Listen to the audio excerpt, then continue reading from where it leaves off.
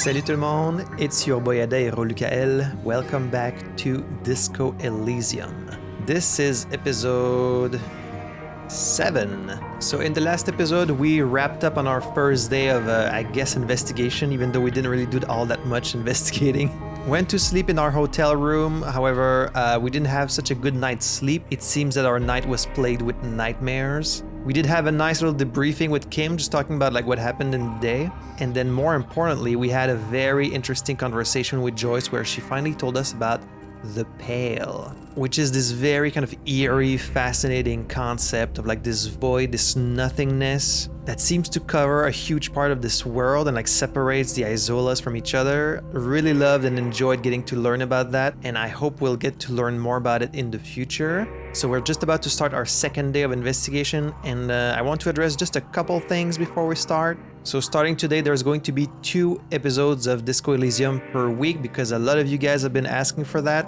And so that's probably what I'm going to do moving forward is I'm always going to play both like a longer game and then like some shorter games in between. So the longer games will have 2 episodes per week and the shorter games will have just 1 episode per week. At least for the time being, I'm still trying to find like a balance between the time I have to make videos and then like you guys' interest in watching said videos. So all that to say, if you do enjoy this Disco Elysium playthrough, please keep engaging with it, keep watching the videos, keep dropping some likes, leaving me some comments so that the algorithm remembers to kind of recommend these videos to people. Because unfortunately on YouTube in general, and especially with these longer series, like the longer a series is, the fewer views each video gets over time. And so yeah, please keep interacting with the videos and keep engaging with the playthrough. I would appreciate that. And then another thing I want to address is, and you might have seen my community post about this, but I've been kind of struggling with the copyright claims on YouTube when it comes to Disco Elysium. There seems to be this whole thing about like the soundtrack and the developers and the studio, and I don't want to get into the details of it, but basically I'm getting a lot of content ID claim on these videos, and so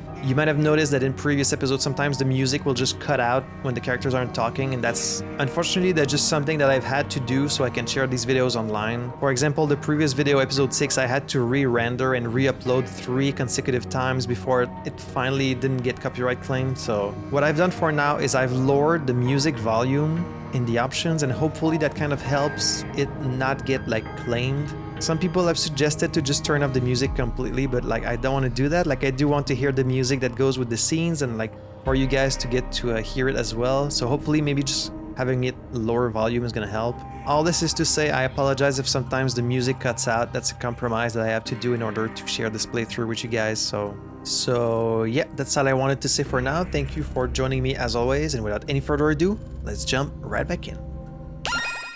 Alright, back in the Whirling in Rags. Last time we didn't really have time to finish our conversation, but we will do so now. Oh, hello, dear. There you are again. With Lena. So tell me more about Moral, looks, character, your relationship. Oh, dear. I'm not sure where to begin. Well, what does your husband look like? Well, his expression is slightly grumpy, but his eyes are always bright and curious, like a small boy's. And his palms are quite coarse from all the field work, but he's quite gentle. I was thinking more like hair color, body type, eye color, you know, stuff I can actually recognize. It's always a challenge to describe the person you know best in the world. Is it? I feel like that should be pretty easy. Let's try again. If I were trying to meet him on the street, what would I look for? That's good enough. Let me ask. Yeah, no, can you give me a bit more detail? Oh, well, he's a bit shorter than you, but with a larger frame. Okay. And he has longish white hair, usually a bit uncombed. You might say wild, even. Okay. The lieutenant pulls out his notebook and begins jotting down the woman's description. Good. One other thing, he'll likely have all kinds of field gear on him, even if he's not out in the reeds, you know, just in case. Okay. How long have you been married? We'll be celebrating our 16th anniversary this autumn. Not the most numerically satisfying anniversary, but I like the less obvious milestones even more somehow. Her smile is soft. How did you two meet? Via dating agency, I'm ashamed to say. I was looking to get back into the scene after recovering from my accident, and he'd just divorced. No shame in that. We hit it off, and, well, here we are. She smiles wistfully. She's skipping over some important parts. Perhaps you'll find out more later. Oh, okay. I think I have all the information I need. Let's move on. I hope I've been useful. Tell me more about this rare insect your husband is looking for. Oh, sweetie, it's fascinating. But I shouldn't bore you with entomological minutiae. The lieutenant gives you a sideways glance. Kim's like, don't get her started. You're right. I don't have time for insect facts right now. Let's talk about something else. No, I want to hear about the insect. Well, it's a phasmid, technically, but Oh, yeah. Here comes the interesting. Oh, yeah. where other phasmids imitate sticks or leaves, this Yeah. one's a living reed. It disguises itself among the reeds here on the Insular Indian coast. Yeah, I definitely know what a reed is, which is any of various tall grasses with slender, often prominently joined stems that grow especially in wet areas. But I'm sure you guys knew that as well. Hence its name, the Insular Indian phasmid. Perhaps you'll end up co-discovering the phasmid with us officers. She looks you in the eye and nods thoughtfully. I knew it. We're gonna be chasing made-up insects with cryptozoologists. You knew that, Kim? Is that what you thought your day was going to be like? It's not made up, officer. I can assure you. It's simply elusive, so much so that most establishment zoologists doubt it exists at all. What makes you think the phasmid is around here? Is it dangerous? Is it valuable? Does it have cool powers? I guess what makes you think it's around here? We are right next to the water, I guess. Well, some teenagers making out in the reeds saw one. They didn't know what it was, of course, but there was a brief article in a local newspaper about their encounter with a ghost insect that looks like the reeds. Gary sent us the clipping. So a newspaper clipping is all the evidence you have? Of course, most phasmid sightings turn out to be false alarms, but their description matched the Insular Indian phasmid perfectly, and they didn't even know what they were looking at. Enthusiasm has wiped the worry from her face. Her eyes sparkle behind her glasses. You seem really excited about this cryptid. I suppose I have something of a personal connection to the Insular Indian phasmid. All scientists have their little hobby horses. So is it dangerous? Not at all. Why else would it hide itself so carefully? Well, that doesn't mean it's not dangerous. I mean, it could still be hiding, but is it valuable? Oh, I doubt it. No one gets into cryptozoology for the money, sweetie. No, that's for sure. Does it have cool powers? Yes, it can blend in almost perfectly among the reeds. It's how it stayed hidden all these years, centuries even. Her face lights up at the thought of it. Okay, what's so special about this stick bug then? Oh dear, I'm afraid I'm not explaining this very well. It is very special. The woman's face flushes with embarrassment. Morel can explain it all much better. I wish you could hear him describe it. Then you'd understand, I'm sure. That's all for now, ma'am. All right. What's that you got there? The tomatoes are so thinly sliced you can see through them. And who is this person? A thin man is smoking below an exhaust hood, occasionally sipping from his mug. This must be the Whirling's cook. Look at that smile. Little smile from the side. Very smug looking. Gorasi Quebec. As you step in, he nods toward the table and says something in a completely foreign language. The only words you can make out are Goranci and Quebec. Goranci? It must be his name. Goranci. Goranci Quebec. Sounds representative. Goranci, I have some questions to ask. Mr. Quebec, I'm here on official police business. Hello, sir. Got time for a few questions? I mean, I don't know for sure that's his name, so I guess we'll just say sir. The man puts his cup down and replies something, his left hand drawing arcs in the air. You've got some impressive pods there. Weird thing to say. Do you know what's behind that door? He looks up at you, then looks away quickly, shrugging and muttering something to himself. Shrugging is an international sign for, no, I don't know what's behind that door. All right, fair enough. You've got some impressive pods there. He smiles and bangs his ladle against each of his pots in turn.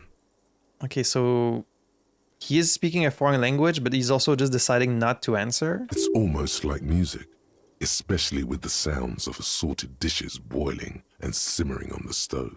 I don't think I need anything else. Stay masculine. Okay, he didn't have much to say.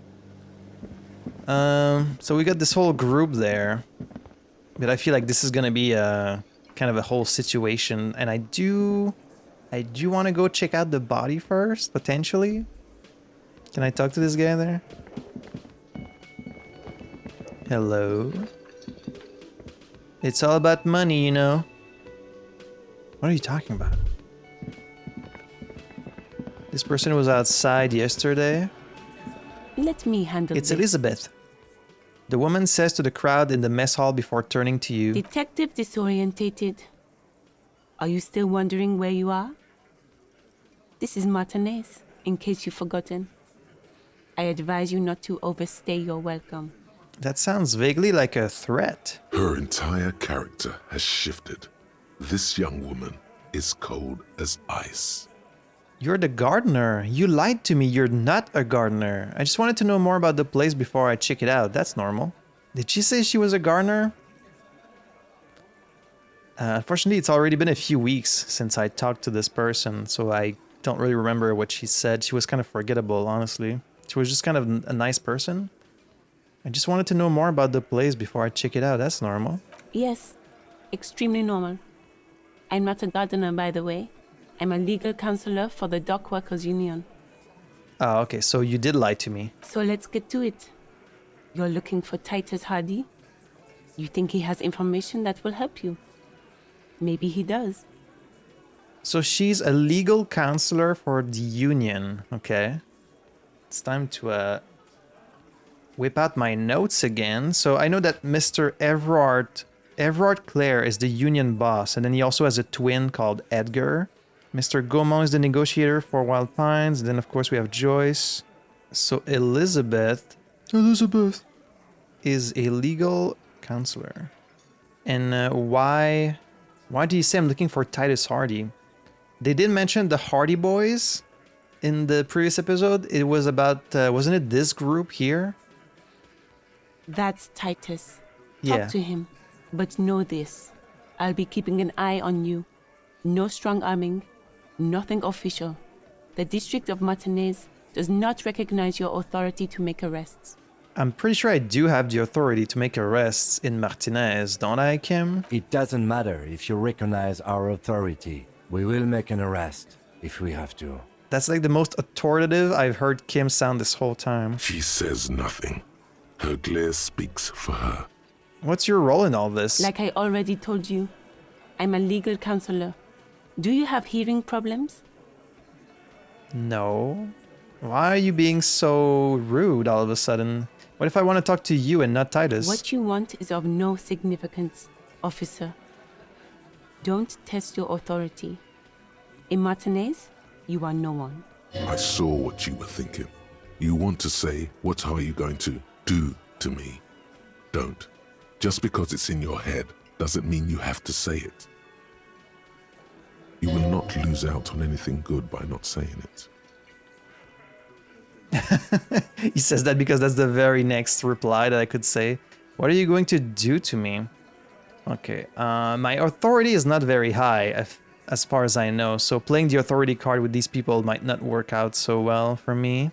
Don't test your authority. In Martinez, you are no one. I mean, I guess I'm just investigating a murder here. Like, I'm not against the union necessarily. I'm just trying to find information. Why are you so aggressive? Aggressive? You make your living enforcing violence. These people are just dock workers. So you were spying on us, and now you represent murder suspects. Just dock workers. I guess they are technically murder suspects, right? Because there is this conflict between the union and the company, and then someone gets killed, so of course, I mean, everyone in the union would be a suspect until we know more. But it's entirely possible that the murder has nothing to do with like the conflict between the union and Wild Pines, even though it probably has something to do with it, but you never know. So she just pretended to be some random person, but when she was actually working for the union this entire time. Listen, You moral intern lackeys. You're a mob, enforcing the unlawful privatization of Revachol. 20 fat men in the Occident are stealing it all, and you're their bodyguards. Are we doing that? Enforcing the unlawful privatization of Revachol? I mean, is it unlawful if we literally represent the government? Fuck yeah. The tall, broad-shouldered man takes a sip of his beer. So there's Mr. Hardy. So ask what you came to ask, or get back to your commanders. The world needs a financial buffer zone. No need to get emotional. The privatization is not unlawful. It's cool and funny. Maybe you're just not historic individuals? I don't know where you heard that, but it's wrong. The RCM is principled and strong, unlike you socialists. I like that. Good start. Let's take it a step further. Armed uprising. What are the union's plan? Yeah, let's do that. Let's ask those questions. So I've been asking as many questions as I can, trying to learn about this world and its politics and its history, and I've been paying as much attention as possible, but I can't say I have like a great grasp on the situation, like, because the text is very dense, you know, there's a lot going on. They talk to you like you should already kind of be familiar with a lot of things, even though Joyce was very helpful in kind of like summarizing the history of like, okay, so the coalition did that, and then like they bombed the place, and then like this other government, and blah, blah, blah, and the communists. But I would definitely be lying if I said that I fully understand the socio-political structure of this world. So it's really difficult for me to really take a stance about any of these things. So I'm just kind of gonna stay neutral about it, I guess. Let's ask those questions. Let's. Her expression stiffens. I should talk to Titus then. I'm not gonna talk to you right away though. I'm gonna go outside. Kim said that they were going to stay there, so... Was that? Could it be? The Col de Mamadakwa? No, it's probably just your imagination ringing in your ear. So because you just told us about all these cryptids, at any moment I'm gonna be like, is that the cryptid? Is that the cryptid there? Is it? Is there a ringing? Listen more closely. There seems to be an extremely high-pitched ring. Ultrasonic. Lena said it was very high-pitched, right? It's like something tickles your ear. Listen closely first. There it is again. You're about to rediscover a long-lost species. Keep listening. It must be very close. Maybe, just maybe, it will come toward you. Keep still. It might perch on your shoulder. Wait, Kim, do you hear a high-pitched noise? No, I don't hear the Col de Mamadakwa, and neither do you. He's like, I know exactly where you're going with this, and no, it's not the Col de Mamadakwa. Of course he doesn't. He's deaf. Let's hold very still and hope the bird comes to perch on my shoulder. Oh no. The sound. It's moving away. Aw. Somewhere over there. Go after it. No. Too late. It's gone. There is no ringing anymore. Just the sound of the streets. No, come back, please. Go then, leave. Leave like everything else. Let's listen more. Keep your ears peeled then. Ooh. If the species really has migrated to Martinez, you're sure to hear it again. Okay, we got a new thought. Oh, right, we do have coach physical, but I don't have a slot, right? I don't know how you unlock these new slots. I'm guessing just maybe from getting experience, or do I need to spend a skill point to unlock a new slot? I'm not sure. Col de Mamadakwa. Is that it there? Is that the bird? So no temporary research bonus. You heard it, the mysterious Col de Mamadakwa. You're certain that you did. Well, maybe not quite certain, but let's say you're hopeful. Because it would make you very special to be the only human being who can hear this invisible, incorporeal bird, this animate whisper, this particle of sound. You're going to have to keep listening, sharpen your ear. And the other one we could do is coach physical instrument. Okay, well, we don't have a slot for it, unfortunately. So I think I've been everywhere I could go at this point. Oh, I do have a few white checks I could try again, like the box of sunglasses. So before we go check the... Oh, I also have to talk to T's shit ain't nothing to me. There's some new people now. I make my own way, it's all. I always have, always will. I should re-equip my little bag. There you go. They don't know me. No one knows me. This is the second day, so there might be a few new people this time. So we could be trying this one again, rhetoric, but it's still very low. It's still like 17%. I mean, I could try it. To relinquish his sandwich? A man so principled about his sandwich calls for a principled approach. Okay, so that didn't work. Oh. The spirited chirp and clicks of swallows fill the air. So because it's the second day, I don't know if like every character has something new to say, or maybe like some of them have something new to say. There might be like new people in new places. Like I don't remember this guy being there. That could be a woman actually. A working class woman. You see a sturdy woman humming to herself. She seems to be browsing books. A good one? Point at the book. Or hello. No ceremonies, just hello. No, let's point at the book. Yes? Hello? She nods, her attention fully focused on reading. Who are you? Me? No one. I'm just a working class woman. She doesn't really want to be disturbed that much. If she's such a working class woman, why isn't she working? I mean, she could be on her day off. That's really none of my business. What are you doing? Looking for something to read. She reverts her attention to a worn-out paperback. Good, good. It is. I'm a policeman? I know you are. Do you need the help of a policeman? What with? She tries hard to focus on the book stand.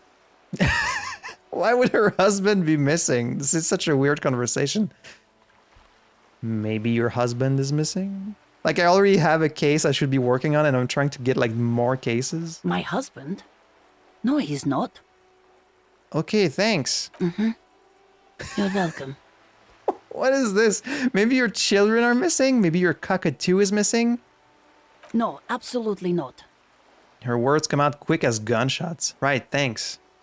She gives you a short nod and shifts her attention back to books. Maybe your cockatoo is missing? I don't mean to disrespect, sir, but you are being a bit of a cockatoo here. Yeah, I really am. For what it's worth, I agree. But cockatoos can't be stopped when they get ladies. It's better to indulge him at this point. What do you mean I'm being a cockatoo? Nothing. Go read up on them if you're so interested. There's a great book in the bookstore. Maybe you should.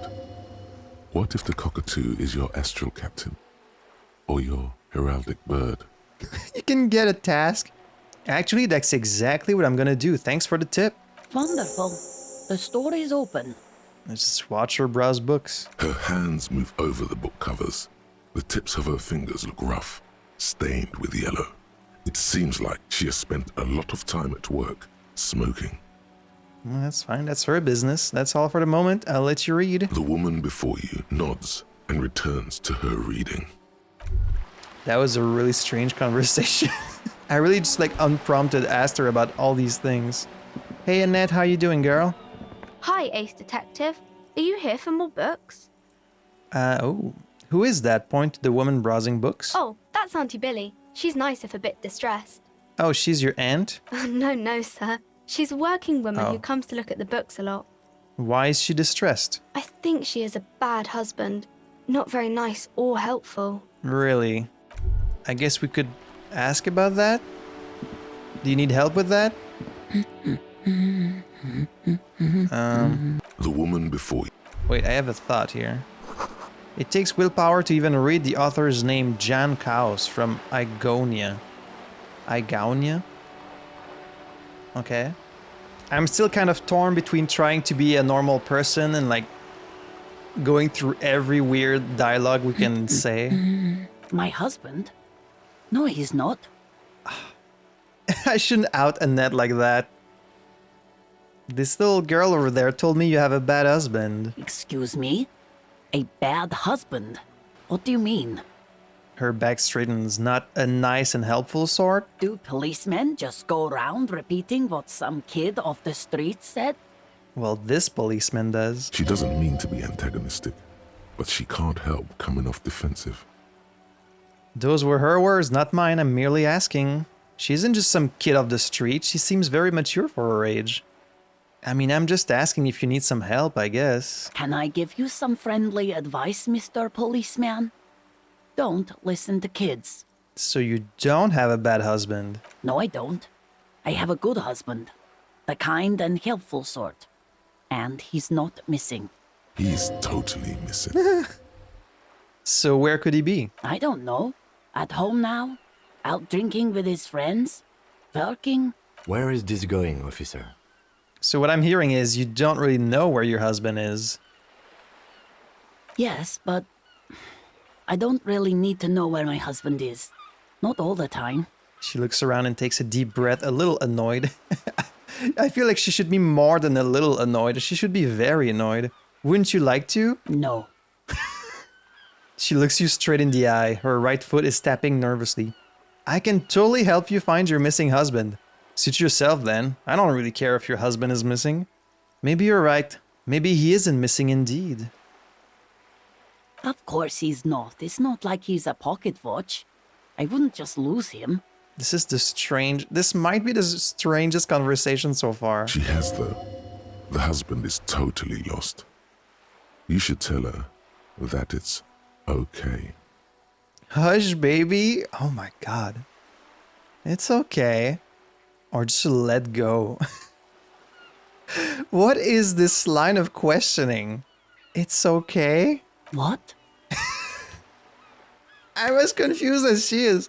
It's alright to not know where your husband is. Nothing shameful in that. No, I was talking to myself. I should stop. It's okay. She tries to concentrate on books, but her eyes are full of bewilderment. Okay, maybe it's something else then. The woman before you nods and returns to her reading. Let's just leave. Like, this isn't just a strange line of questioning. It's also kind of just pointless. Like, why are we... Annette, you lied to me. Hi, Ace Detective. Are you here for more books? Oh, that's Auntie Billy. I think she is a bad... Okay.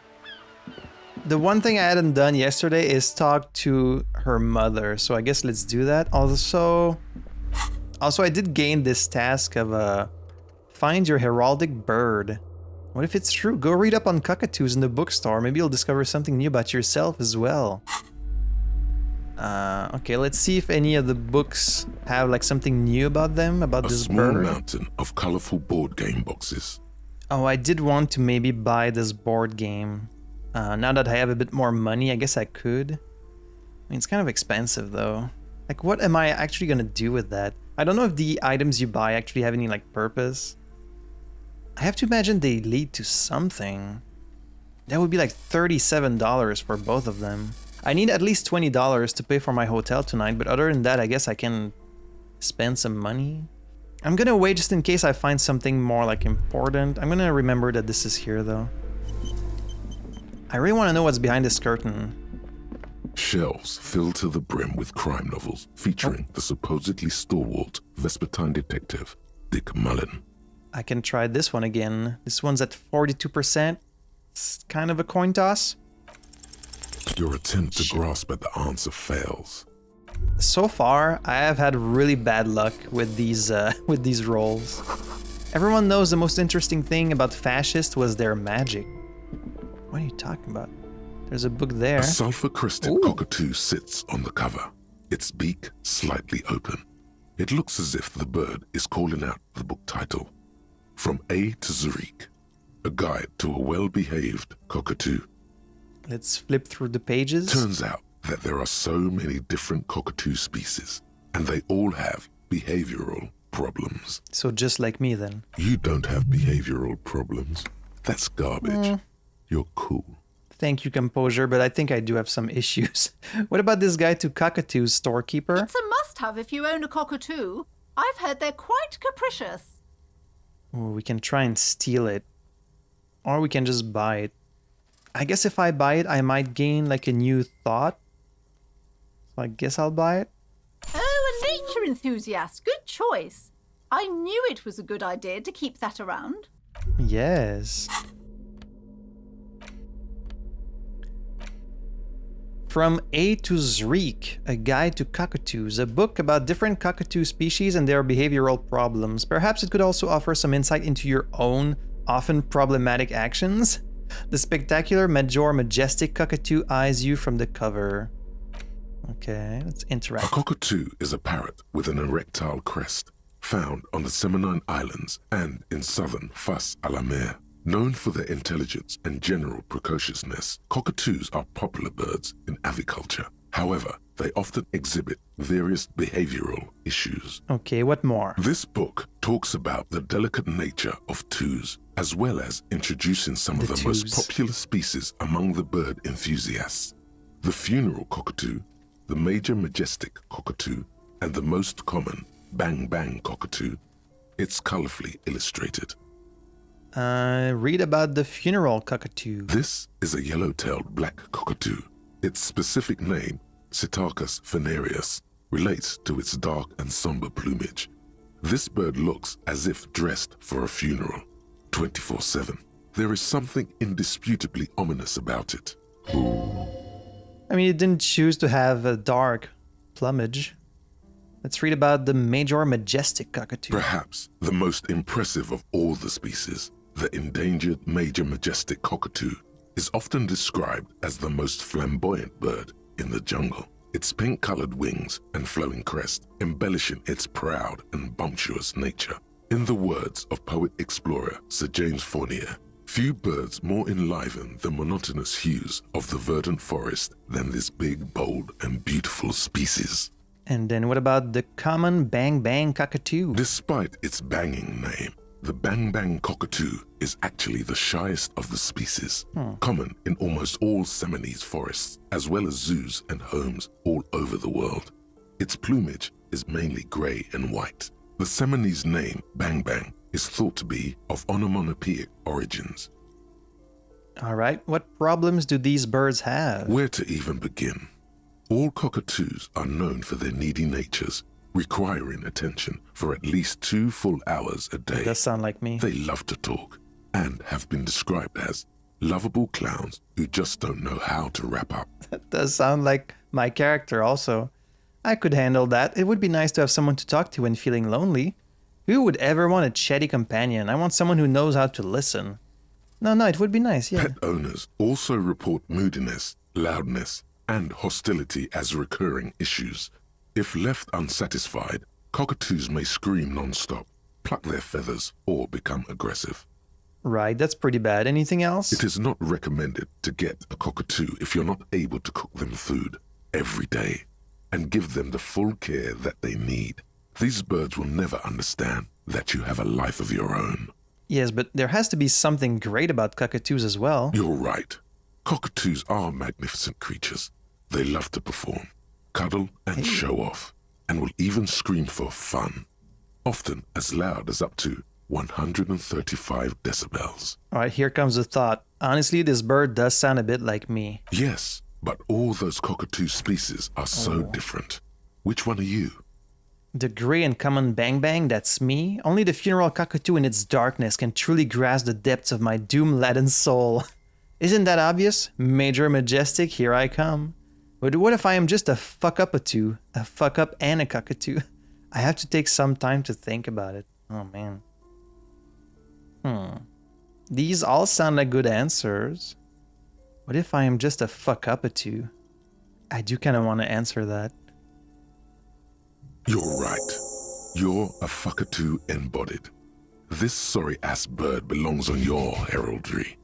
It probably doesn't even have feathers and only screams. All right, well, that gave us 10 experience. Let's put the book away. Hey, so we've been monitoring you internally, and now we know your copo type. My what? There are copo types? Yes. Guess what's yours? Cool cop? Some kind of weapon cop? Sorry, Cup? I'm sorry, I'm not sure. I'm sorry you had to monitor me. Okay, just for the length of this short demonstration, please say something that isn't, I'm sorry. Guess. What is it? Sorry, Cup? Yes, sorry cop. The cop who's sorriest. Let's make it official then, shall we? Huge lack of enthusiasm going on in here. Okay, but what are the other types? Oh, a type. Okay. Won't the other types be jealous? I'm sorry. You know, actually, I'm not sorry. I changed my mind. Fucking they should be sorry. Okay, what are the other types? Oh, you know. Apocalypse, Superstellar, the advanced interesting cop, liquid shadow cop. But you're too sorry to say those things. So, here we go. Won't the other types be jealous? What? Jealous of the sorry cop? I think they'll be fine. Don't worry. They'll be super fine. It'll be totally okay. You can dual copotype from sorry to anything. Are you sure? Actually, I'm not sorry. I changed my mind. No, you don't. Come on. You'll be back to saying sorry in 2 minutes. Damn, got me Stop pegged. wasting time and begin the repentance. I'm really not sorry. Fuck off. I mean, I guess I do feel sorry for being so weird all the time. Alright, sure. I'm sorry. Of course you are. It's okay. See if you can get something out of this, like info. Or maybe every time you say you're sorry, you get $1 million. That would be great. That won't happen. Oh. Yeah, that's probably true. So we got a new thought. Rigorous self-critique. -1 authority. Embarrassment to the party. You're one sorry piece of shit. A cop penitent, a flagellant cop monk. This is not the right line of work for you. It really isn't. You should be groveling at the feet of a feudal lord, providing lurid evidence against yourself at a Mazovian show trial, or ripping the flesh from your back with a cat of 9 tails. Whatever made you this way? Okay, this sounds much worse than what you were describing. You can be damn sure it was your own fault. Do it. Really criticize yourself. Who knows? You might uncover something of importance from your guilt-ridden past. You do not have enough skill points available. Oh, so maybe you do need to use a skill point to unlock these. Okay. Interesting. I really want to know what's behind this curtain. The curtains, tattered with age and covered in dust, hang before you, as if taunting you. I could try and open them? Just as you're about to pull apart the curtains, the petrified voice of the shop owner cries out once more. Yeah, she's not gonna let me. Sir, don't touch that. I told you it's off limits for the customers. Her hand has closed around her pendant, her fingers nervously playing with the talisman. Parapsychologically speaking, we're done if you decide to open them. I won't be held responsible for the consequences. It's too dangerous. Dangerous? What do you mean? What could be dangerous behind there? She looks away, mumbling. Why is everyone always messing with the curtains? Why can't they just buy books like normal people? This is about the curse? That's why you're afraid? Ma'am, this is different. I'm a police officer. I need to get in there. But I sense this place calling for me. I must investigate beyond the threshold. I don't care. You can't stop me. I'll open them. Alright, I'll think about it for a while. Is this about the curse? No, it's just a storeroom for the employees, I told you. Now please step away from the curtains. But I sense this place calling for me. I must investigate the threshold. You do? My God, even more reasons not to mess with the curtains. Just step away, dear sir. You do? Like that came from deep within. Alright, I'll think about it for a while. Thank you. Let's just talk about this first, all right? There's no reason for you to venture into the unknown. You're being very suspicious about this. What are you, a coward? Think about the marvelous adventures waiting for us on the other side.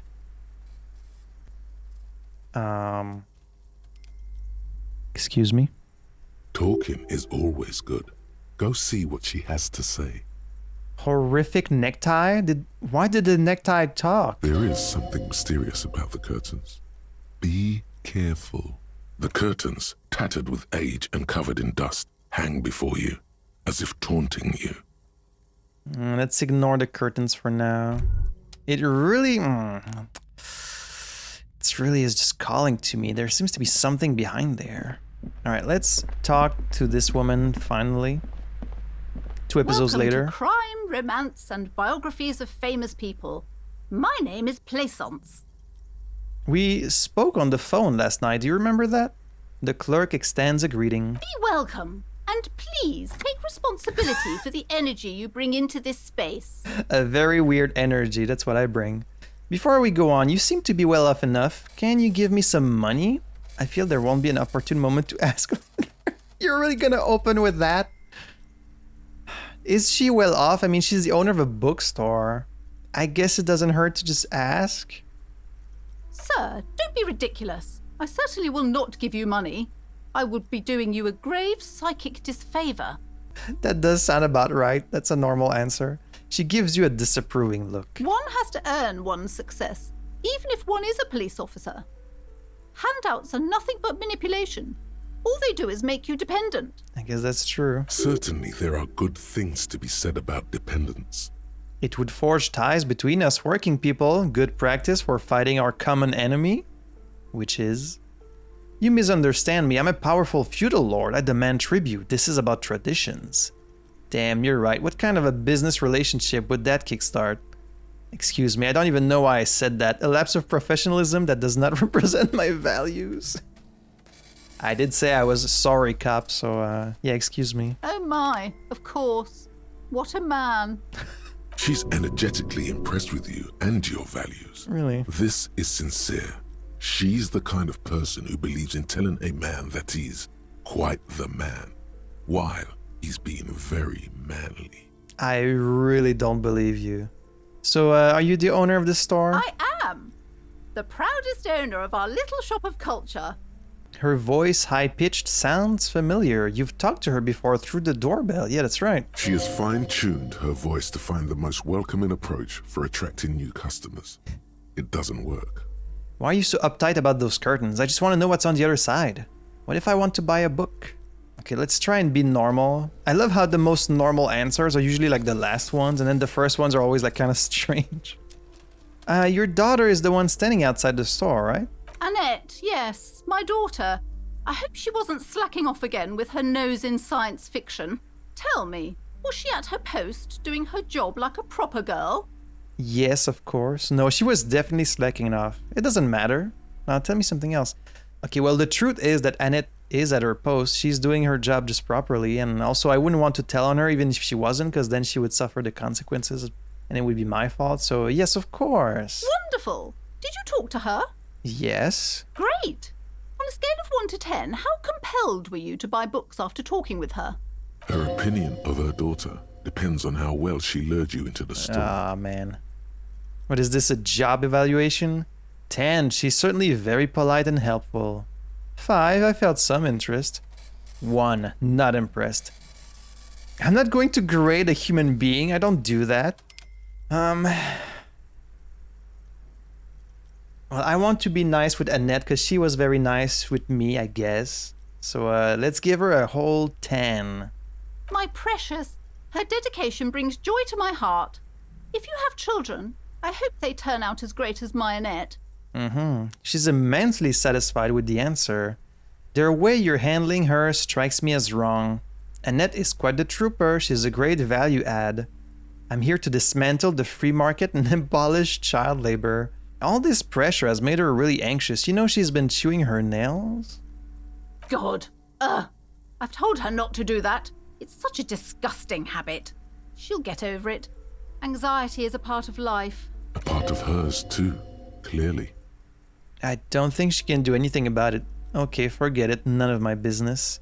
I don't know. She can, if she has enough willpower. This is what's called growing pains. Life isn't easy. Life doesn't give breaks. I mean, part of me agrees with you. And I think it's important for children to go through some challenges in order to grow. But also, I think you're just kind of... I mean, I guess she's not really having her do anything like that extreme. She's just having her stand outside and greet the customers and try to get people into the store. But like, she's cold and she's probably tired of standing out there. Like, she does seem a little anxious and nervous. Come on, ma'am. It's obvious she can't do anything about it. You are placing an unnecessary burden on a young child. What you're doing is wrong. Even I know that, and I usually don't know anything. That is true, and obviously the will of the market, but maybe make an exception for your daughter? Yeah, actually, it's super alright for kids to chew their hands off. Forget I said anything. I kind of agree with Kim. I mean, it does... You're not doing anything like super bad, but it does seem like you're putting a lot of pressure on her to be very proper and very, you know, and I don't really approve of that. She stands stiff and severe, silently fuming. 10 or so seconds pass without change. Well, that's gonna be really awkward. This is a person coming to terms with a new reality. Ooh. One where they are wrong. Really? She's looking for one, but there simply aren't any good arguments for being an asshole. Is she really giving up that easily? Oh no. Hold on. I need to invite her inside and apologize. She must be freezing out there. That "oh no" sounded very sarcastic, but like, are you serious about this? All of a sudden she exhales sharply, her shoulders slump down. There. I don't know what to say to you. My husband, he tries to teach me business lessons.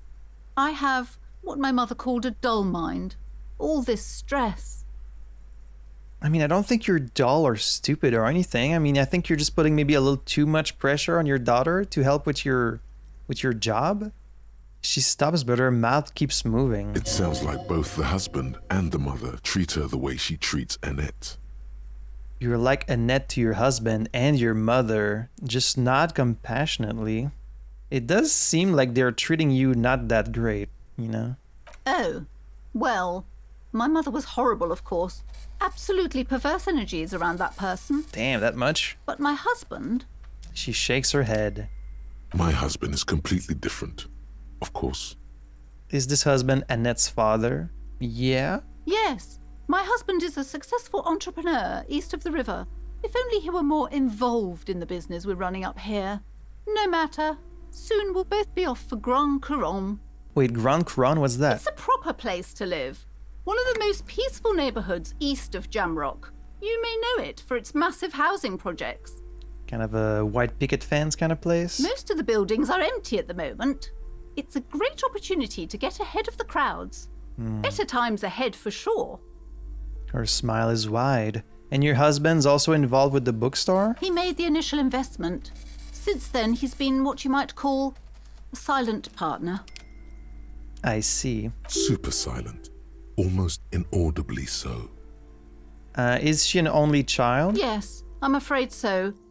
A real treat she is. It would be nice if she had... No, we couldn't have afforded more children, really. Not in this economy. Understandable. A glimmer of sadness blinks through the well-crafted exterior. Of course, yes. This economy. Exactly. She told me she doesn't go to school anymore. She's been too busy helping me here. So she studied at home this trimester. This is a temporary solution, of course. Of course, Plaisance nods. I assure you, I of all people understand the importance of education. She will be back in school the moment the store takes off. Okay.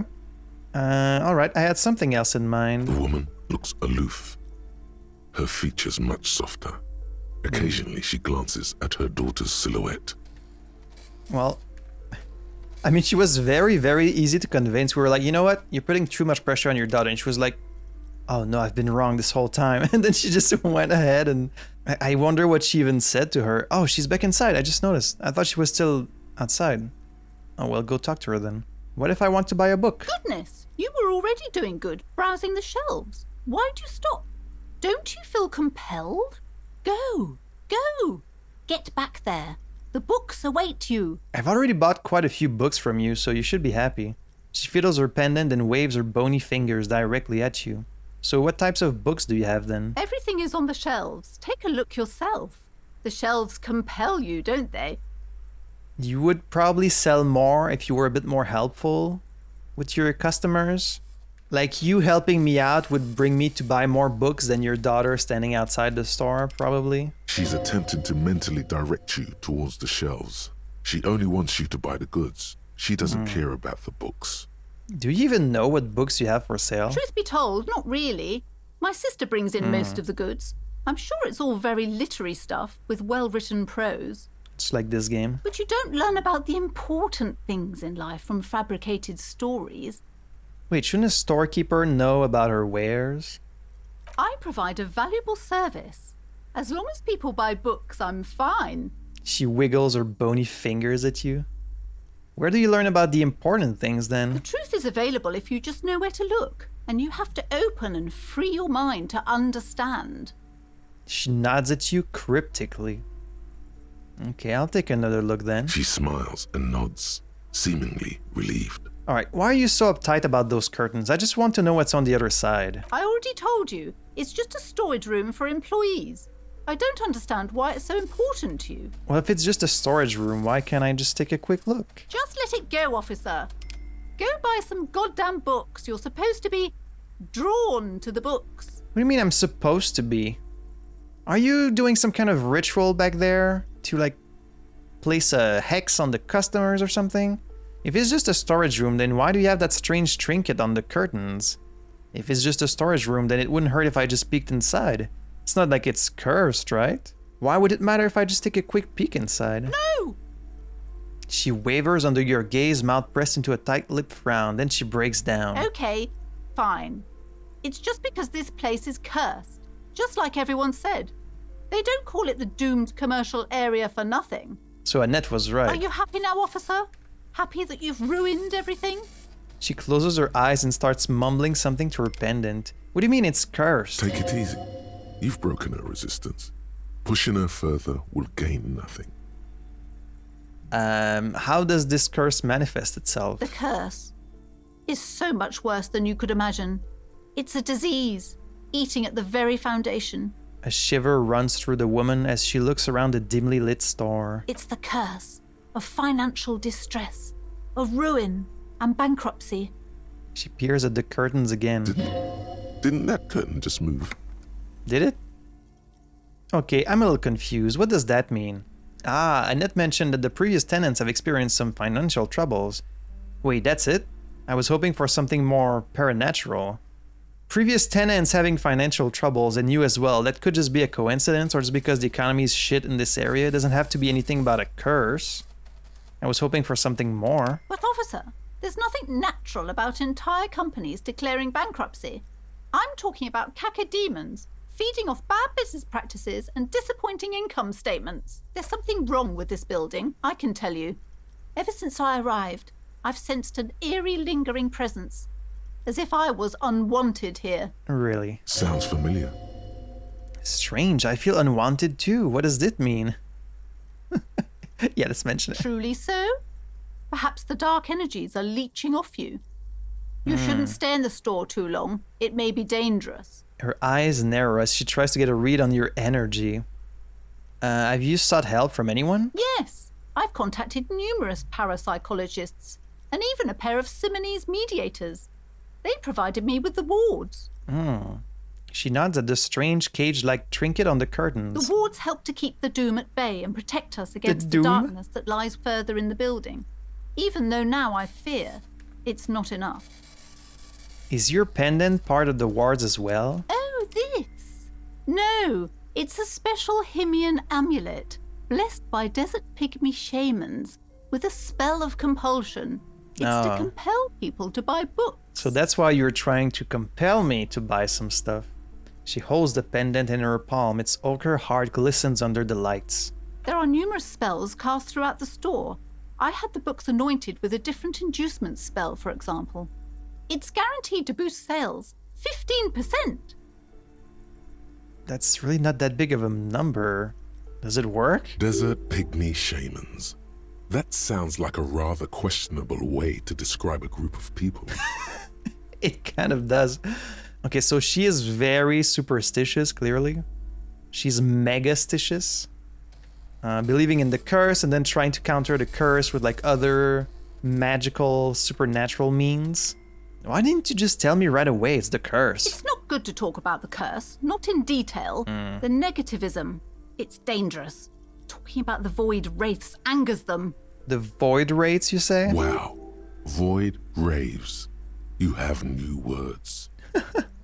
I don't think the curse is real. I just want you to let me in there. Would you like me to take the case? I could investigate, see if the curse is real. Most certainly not. I don't want anyone who's not familiar with the psychic arts to get involved in this mess. Stay away. Leave the spirits be, so they can return to their slumber. So you think this is caused by spirits, then? Psychic arts? Sounds right down our alley. Yeah. Ooh, drama. Ooh, that's high. Convince her to let you investigate the doomed commercial area. +2 helped Annette. +1, you're the master of psychic arts. Am I now? Slither up to her, you silver-tongued fiend.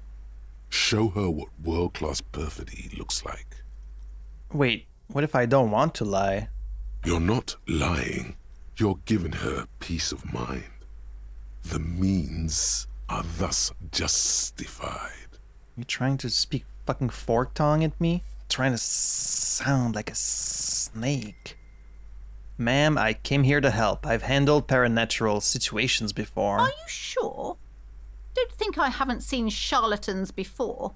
I sense the psychic emanations from afar. The sleeper beyond calls out.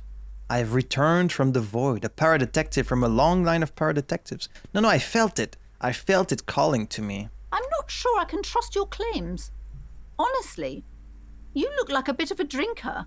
I'm sorry for being so blunt, but... Well, you're not wrong. Hey now, hey. You need the booze to focus, all right? The lieutenant keeps his usual stony calm. He silently picks out his notebook. Kim just witnessing all of these weird conversation and really not taking part that often. He's just like,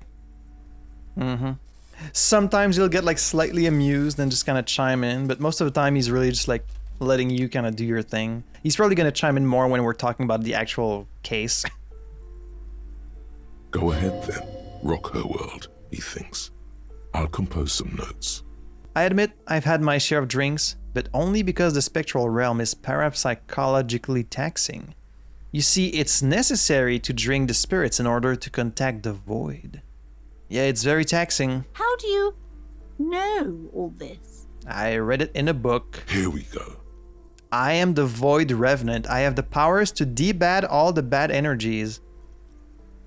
Doesn't sound very convincing. I should have realized. A pattern lies within the fabric.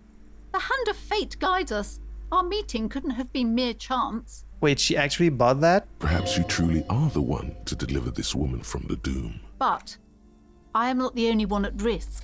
I have to think of my daughter. You are certain you can help us? Keep us safe? I can't allow any collateral damage to hit us. Just ask my partner Kim. He'll vouch for me.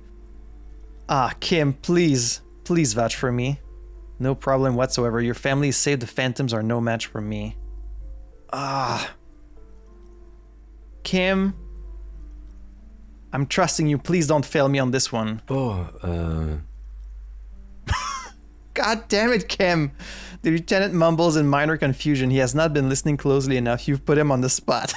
Kim, I'm counting on you here, man. I can assure you, he is a police officer. Very knowledgeable. He's like, I don't really know what you guys were talking about, but yeah, he's certainly a police. If you promise, good officer, then you might be our last hope. Do you swear it? A hand on your heart, on my honor. Actually, I'm not really feeling the vibe anymore. The psychic force has left me. No, yeah. On my honor. Thank you, sir. There's one more thing I haven't told you about yet. The entity. The entity. I love anything that's called an entity. Go on. Do not act surprised. You know of these things, sire. Of course, the entity. For I have a sense its presence. Since you volunteered the information, yeah, go on. Yes, a malignant entity that lives inside the chimney. It takes the form of a woman. A witch, most likely. She or it must be connected to the curse somehow. Chimney, the passage between heaven and hell, of course. Yes, that chimney is part of the building's central furnace, and it's enormous. She has barricaded herself behind some metal security curtains. God knows what she's doing there. Some unnatural magic, I assume. You should go find the entity and ask what happened to all the companies in the building. What is the source of this curse? Here's the key to the warded door behind the curtains. Take it. Hell yeah. Oh, and please do return to me after you've looked round. I'm quite anxious to know what she has to say about the curse. What you discover in there. I can't tell if she's like messing with me or if she actually believes that I'm gonna solve this. Unbelievable darkness and ruin. I have a few more questions about the curse. Okay, but please, only a few questions. You wouldn't want to disturb the spirits. Okay, never mind. The woman looks aloof, her features much softer. Occasionally she glances at her daughter's silhouette. Farewell for now, book peddler. Oh boy. What's this? We're getting reports of normal, reasonable, temperate, political opinions somewhere in Martinez. You must be mistaken. I'm a real radical. That's me, Mr. Reasonable. Someone's got to keep it sane around here. This is because I keep saying none of the above to political stuff, isn't it? It's also about that, but it's also more. Perhaps it's the hangover. Perhaps it's a temporary surge of serotonin, but something tells you The hangover must be long past by now. I mean, it's been a full day. it's time to become a citizen of the Kingdom of Conscience. First, where is this kingdom of conscience? No more talk. Sign me up for a passport. No, I'm too fiery for this watercolor ideology. I'm trying to develop more extreme and interesting opinions. What is this kingdom? It is not a place. It is a moment in time that can only arise in the right circumstances. In all of human history, it's only been achieved a handful of times. How do you bring about those circumstances? Incrementally. Oh, Yawn. You'd get there faster with a little speed. I'm not gonna do speed. History's greatest catastrophes have been brought about by people trying to make the world a better place. Too quickly. True. That's the genius of Dolores Day. She recognized that progress is meaningless if its gains are lost because of instability. Real, lasting change can only come about gradually, increment by increment. I do agree with that, actually. But what about all the things that are wrong now? Okay, but what's the kingdom of conscience actually like? This sounds mega boring. Count me out. Tisk tisk. Just because you live in the present doesn't mean you have the right to place your needs above the needs of the future. You may never live to see the kingdom of conscience. Your children may not. Even your grandchildren might not. But that's no excuse not to keep working. I guess so. What sang-froid? What benevolence? What a fucking joke. Wait, is the kingdom of conscience really about doing things or just preserving the status quo? Do you believe the status quo is preferable to chaos and bloodshed? Well, yeah, I guess. There you have it. Sometimes holding the line is progress. Okay, but what's the kingdom of conscience actually like? The kingdom is difficult to comprehend and even more difficult to describe, I guess it's like the Pale. partly because humanity will need to discard many of the categories that define and limit it today. The kingdom of conscience is post-capitalist, post-national. It's also post-industrial, post-ideological, and even post-sexual. Sounds incredible. Allons-y. Let's go there right now. That seems fine. I still want to live for the present, though. Man, that sounds kind of terrible. I don't think I want to be a moralist anymore. Sure. Let's just opt into all of these things. Allons-y. Slow down, Mr. Reasonable. Did you miss the part about compromising and taking things slow? All right, well then let's get there eventually. That's right. Remember, real democracy is just around the corner for Revachol. When that real democracy kicks in, a long time from now, we are all going to be so much happier. Wait, I thought this was all post-political and post-national and all these things. I'm getting a lot of thoughts, but like I don't have any slots to put them in. Wait, oh my god, there's so many of these thoughts. I only have like 12 slots and there's so many of these thoughts. Kingdom of Conscience. -2 half-light. Heartache is powerful, but democracy is subtle. Incrementally, you begin to notice a change in the weather. When it snows, the flakes are softer when they stick to your worry-worn forehead.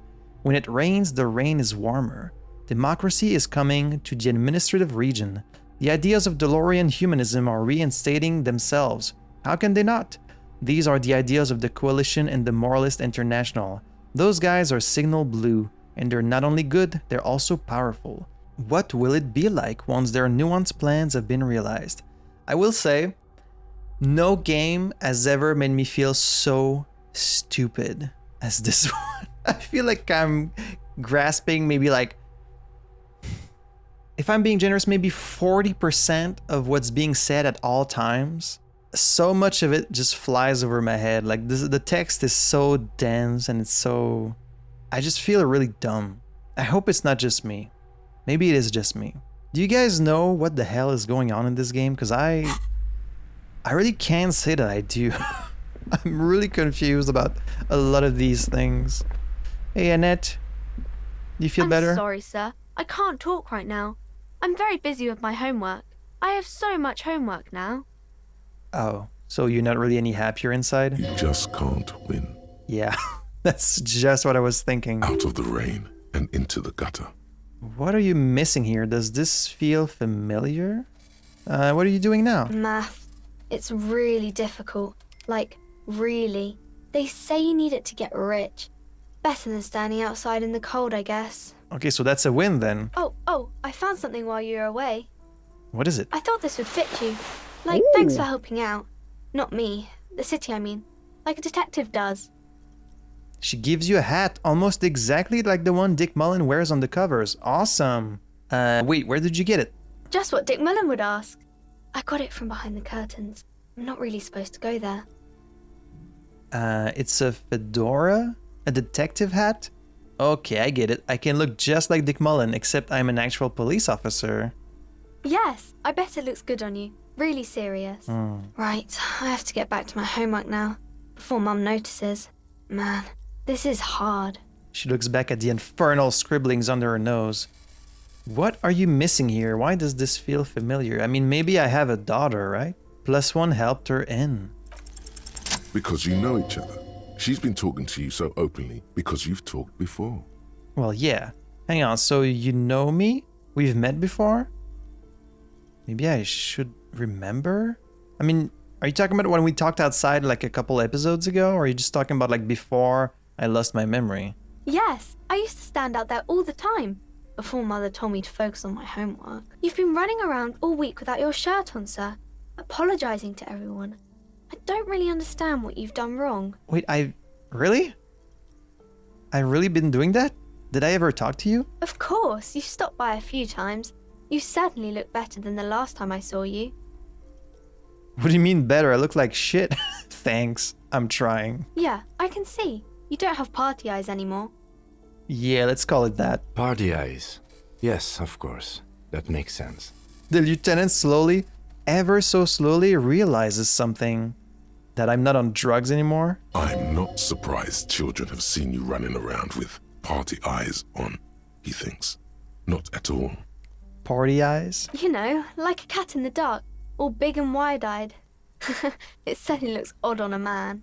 Okay, so yeah, I think I was on a few drugs probably. The swiveling eyes of a loony drug addict. That is what she meant.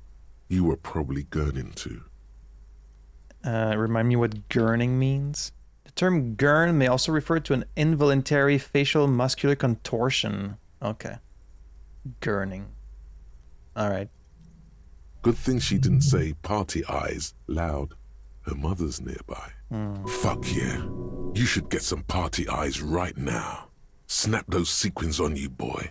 I knew you were going to chime in, electrochemistry. Does that mean I've been partaking in narcotics? The girl doesn't know what she's talking about. Forget about... No, I think yep, that's probably what's been happening. But am I going to say that to her? Oh, baby. Okay. That's not what you have to worry about. Worry about the important thing. So why didn't you tell me you knew me to begin with? Thanks. I've learned something about myself today. I mean, she did Didn't she kind of mention, like, oh, it's you again, when we first talked to her? I didn't know I had to do that. I don't really like this detective deduction game anymore. Thanks, I've learned something about myself today. I'm glad I could help you, sir. She smiles a wide, helpful smile. Thank you, Annette. You're my favorite, especially because you give me a hat. That's so nice of you. Look at that. Dick Mullen hat, +1 encyclopedia. Book smart. If anything, this wide-rimmed hat looks even better than the hat Dick Mullen wears. Dick Mullen is stupid. Not even real. You're real. Your brain is real. Your real brain is inside the hat. I am definitely gonna wear that. Look at that. Hell yeah. Now I look really cool. Still makes for a very strange outfit, but... Look, Annette, I'm wearing the Hi, hat. Ace Detective. Are you here for more books? Okay, bye. See you around, Annette. Well, that's great. I have a hat now. Looks more like a cowboy than a detective, to be honest, but... Alright, so does that mean I can finally look behind the curtains? You see a set of tattered curtains blocking the way to another room. A strange cage-like trinket dangles from the curtains. Let's pull the curtains open. You see a dimly lit room full of dusty furniture and trash. A doorway stands in the back, covered in dozens of scary little cage-like trinkets, your shadow looming over it like an omen. Escapes from Plaisance as she tries her best to look away, her round face buried in her hands. Don't worry. We'll take care of it. In fact, let's get our flashlight in here. Oh, who is that? Is that Delilah? Delilah. Ghostly silhouettes of hair dryers. A vaguely androgynous portrait of a man. I wouldn't say vaguely androgynous. I would say that's pretty androgynous. I thought it was a woman. A heavy door with a missing handle stands before you, covered in dozens, if not hundreds, of little oddly shaped trinkets and charms. It appears to be locked. Well, let's just unlock the door with the key. We have the key, so I guess we could knock just to see if someone's behind it. Only an echo. No one is there. Let's unlock it. After exerting some force, you manage to turn the key. It's eerily silent. The door slides slightly open, letting a draft of cold air into the room. Kim, maybe you should go first. Detective, you're the one in charge. For some reason. The lieutenant motions towards the door. Alright, let's enter. Ooh. What's wrong, Kim? What is this place? He sounds genuinely scared. The lieutenant stares at the dusty training equipment. It's an adventure. It's the netherworld beyond the veil. Looks like a gym to me. I think this may be the Artemitep's boxing club for young athletes. Does just kind of look like a gym. Yes, but no one's been here in ages. He draws a stripe on the dusty floor with his foot. I doubt the electricity still works. Good thing we have a flashlight on us. An eerie feeling rises in your chest. What if there's a reason why no one's been here for ages? Let's just keep going. I'm sure it's just a regular abandoned house. Nothing mysterious here. Sounds good.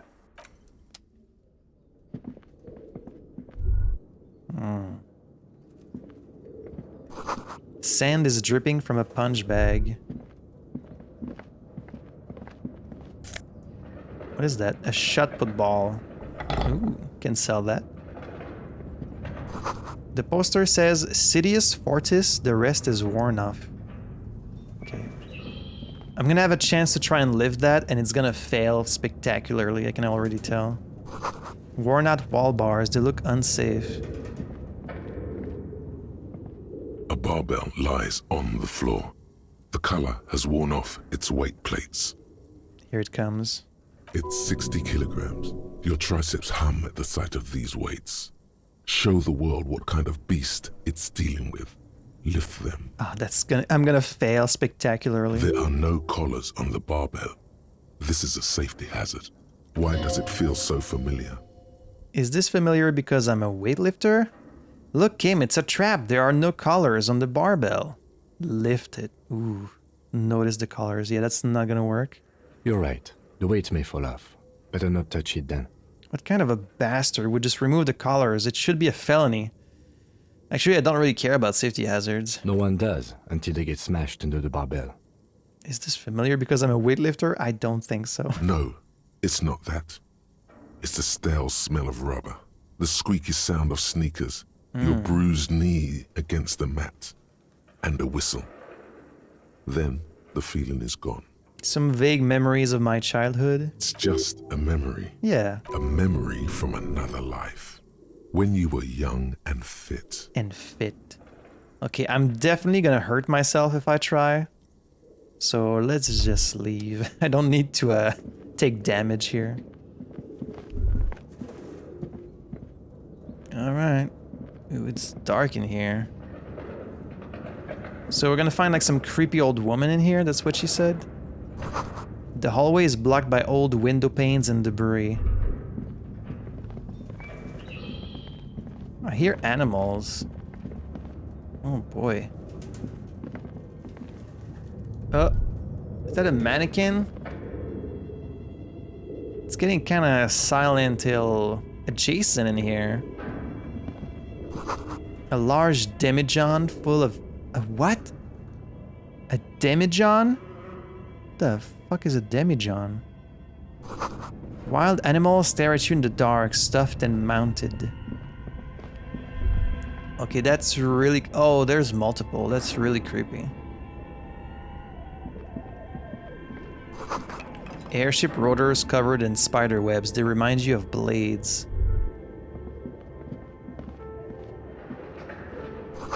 A naked mannequin torso, a strange yellow color. Blue velvet, soft to the touch, moth-bitten. Ooh, we have a thought. New skill point, but where are the clothes it used to display? Yeah. Oh, another thought. Is this Emma's atelier? Emma? Who's Emma again? Okay, can I use my skill point to get a new slot for thoughts? Oh, I think I can. Okay, yeah, so you spend your skill points to have new slots. Okay, let's do that then. But man, I'm gonna need a lot of skill points then to get more of them. Which one of these should we internalize? I mean, they mostly give us like penalties. This one gives us -2 encyclopedia. Rigorous self-critique, Kingdom of Conscience, -2 half-light. But it's only 1 hour of research time. I really don't know what this whole Kingdom of Conscience is about, but let's internalize it, I guess. I really don't know what that's gonna do, but... Okay, so you can spend your skill points either on your skills or on these thoughts. I mean, obviously I want my skills to go higher, but I'm also very curious about these thoughts. It seems like maybe they unlock like different things. Get some money in there. Creepy place. Oh. Got a staircase leading outside. Well, it's really silent in here. Shoes in a puddle of melting snow. A postcard, La Delta 51.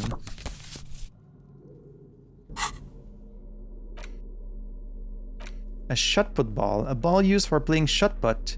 A favorite pastime of elderly gentlemen. Maybe I could give it to these old men. You feel like you should hold on to this and make good use of it. To sell such beautiful old school sports equipment would be a sin. And a postcard. The sunlight has made this postcard almost completely sepia-toned. Midtown traffic passes. Overhead, the ghosts of skyscrapers disappear into a beige midday mist. Vapor rising from the delta on which the district was built. The postcard is prepaid. Okay.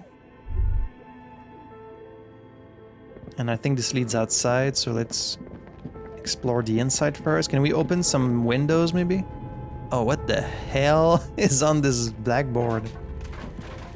Your flashlight slides over an old green chalkboard covered in scribbles, sketches, and schemes like some ancient cave mural. Some of the writing has faded with age, but you can still make out sections here and there.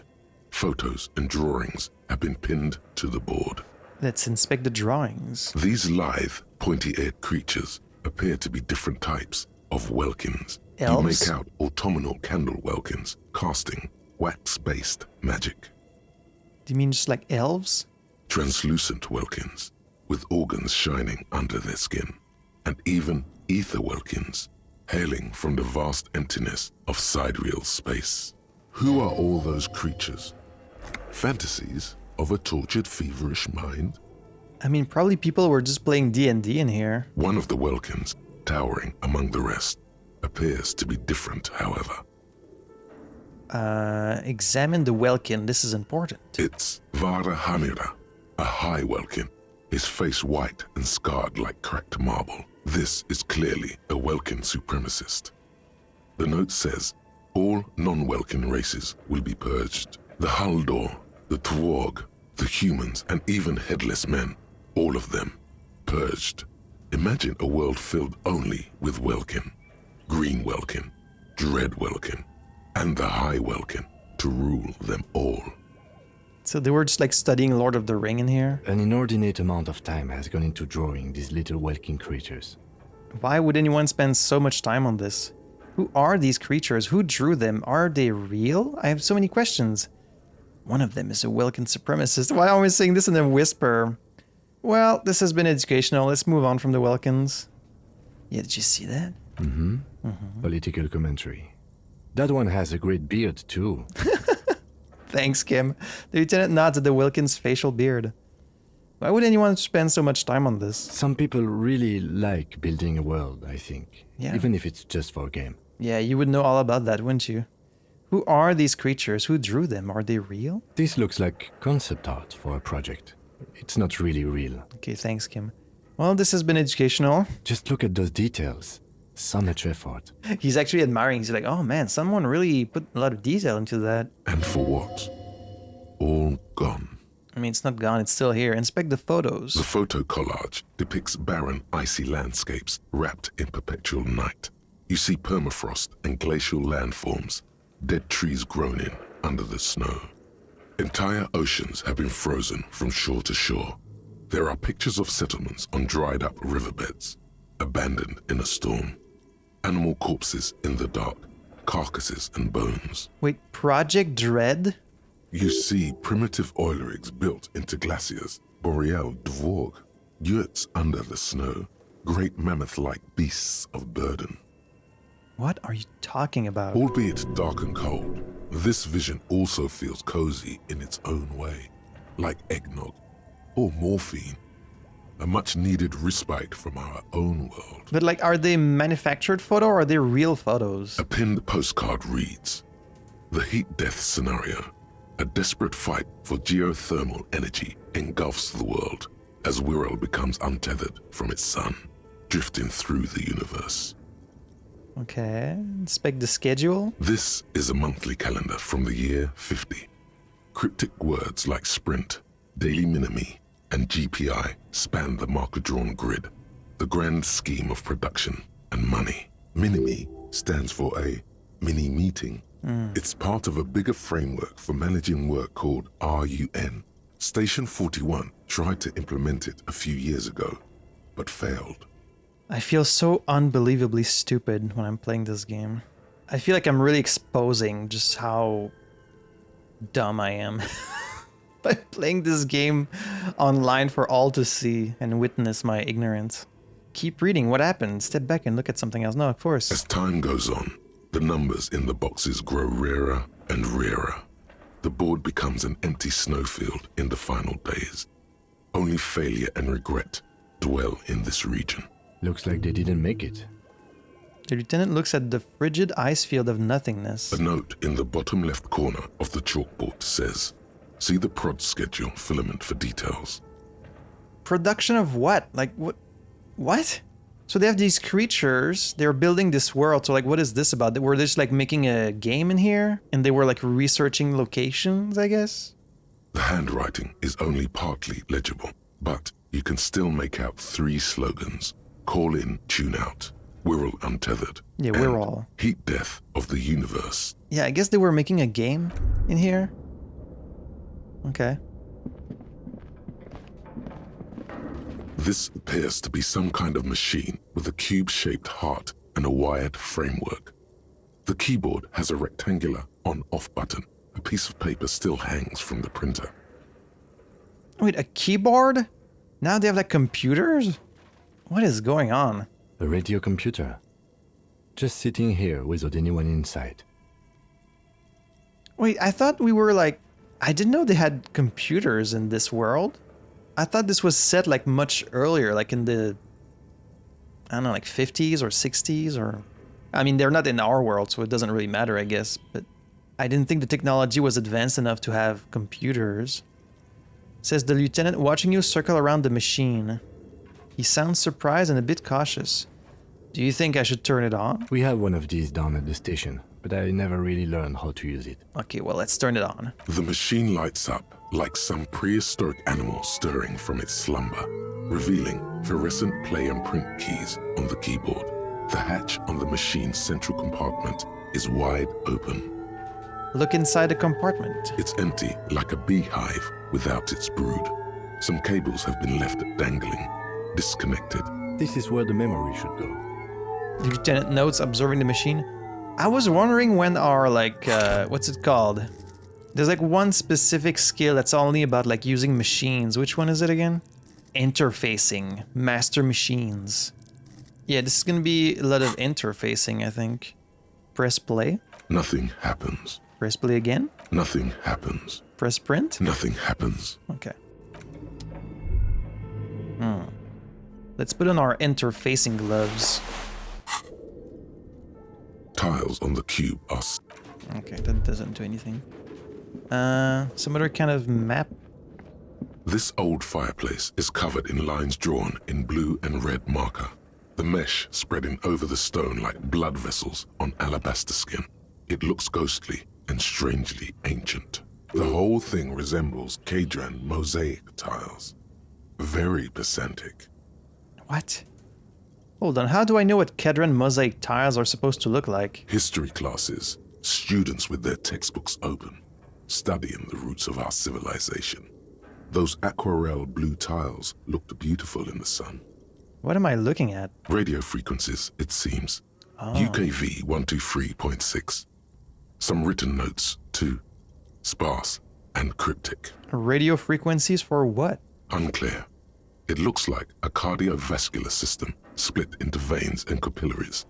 Very advanced. So we're dealing with something medical here? This must be an elaborate piece of art. Of course, the anatomy of the curse. I don't know. You think so? The web is comprised of radio stations, all lead back to one red heart, titled The Game Master Frequency. A note says, this one can listen in on any station it wants. What is this place? What is this about? Were they like running a D&D game over the radio? Like, what the hell? Who's the game master? Someone very important. The leader of a massive on-air game built by these people. Oh. A conductor for the hundreds of story threads that pass through the Game Master's frequency. If it's a game, then who's playing? Whoever decides to call in to a call-in station, it looks like. Okay. All of this is gone, left unrealized. There's no way a little basement studio working here could pull anything like this off. My God. It's as if the less money they had, the more ambitious their project became. Is this like some fourth wall thing? Is this like some self-referential, like, oh, we were too ambitious with our own project? Like, is this some meta commentary about Disco Elysium itself? It's kind of what it sounds like. The lieutenant leans closer, his finger tracking the maddening rhizome. And they were like planning all like the threads of the story were gonna go, but then like they ran out of money. Is that the thing? Why do you say that? The schedule. I know doom when I see it. The company was running out of funding. He nods at the calendar on the chalkboard, wiping his marker-stained fingers clean. What else? Nothing. It's just lines on marble. An echo from times long gone. No one has used the fireplace in ages. Huh. Scribbled across a notebook, developers of the most advanced RPG in the universe. Okay, so that's what it is. Okay. What do you think is going on with that computer, chalkboard, and fireplace? Someone tried to exorcise the curse using technology? Looks like an undercover counterintelligence program. It's just a failed business. The only question is, what the hell were they making? Yeah, probably that? Yes, that is the question. The lieutenant takes a step back, steepling his hands. What does steepling mean? When someone presses their fingertips together in front of their chest or face, like this. Okay. Oh, because it's like a church steeple. I get it. It looks like one of those popular pen and paper role-playing games. Only these people were trying to automate it, make it work on radio computers. Okay, that's totally some meta commentary, because this game is basically a D&D game, you know? It has like skill points and like rolls. I mean, you don't fight enemies, at least not so far, but this does feel like some kind of meta commentary. Utter madness, he thinks, as a compliment. I think, Kim, you're totally into this. How were they planning to do that? Has anyone ever done this before? And this was a role-playing game? Indeed. Those Welkins are a dead giveaway. Yeah. Role-playing people love that stuff. The world looks like a modified version of the WeWorld board game, with hit death thrown in. Super cool. Someone should give them millions of real immediately. This game is too good to be left unfinished. This really feels very meta. How are they planning to do that? Through call-in stations. None of the players have to be physically present. Anyone in the world can participate in the game, as long as they have a two-way radio. That is a very cool concept. I didn't know radios were that common, though. Then there's the game master frequency that listens in on the smaller call-in stations. I think that was supposed to coordinate the stories, functioning as a master of ceremonies of sorts. I guess I should have bought that game in the store. That could have told us some things about this. Has anyone ever done this before? Not to my knowledge. They make automated games in Graz, Messina, Königstein. You know, places with industry. Not in Revachol West, among the ruins. Yeah, but who knows how long this has been here. But I don't think anyone has attempted to create an interinsulary game before. We just don't have the technology. Very ambitious. What do you think happened to the company? No idea. They stopped filling out the schedule on the chalkboard. Wow. Indeed, it's ambitious and untethered from reality, but... The lieutenant tilts his head, thinking. They were insane if they thought they could do this. It was just a play to cheat money out of their investors' pockets. The curse got them. I see no other explanation. The world is cold and lonely. This would keep it company. Let's finish it. Do we have any money? Let's give them more money so they can finish it and make it even bigger.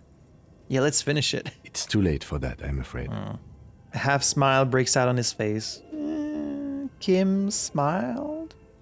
Looking around the derelict room, the pipes howl and a rat crosses the room. Yeah, these people are all gone. Okay, let's keep moving. Okay. So she just thought it was like some curse because this place has all these like occult looking things, but really they're just like making a game, like a D&D game with some elves and shit like that. And they even have like swords there and like mannequins and computers. They had a lot of stuff. Ooh, more money.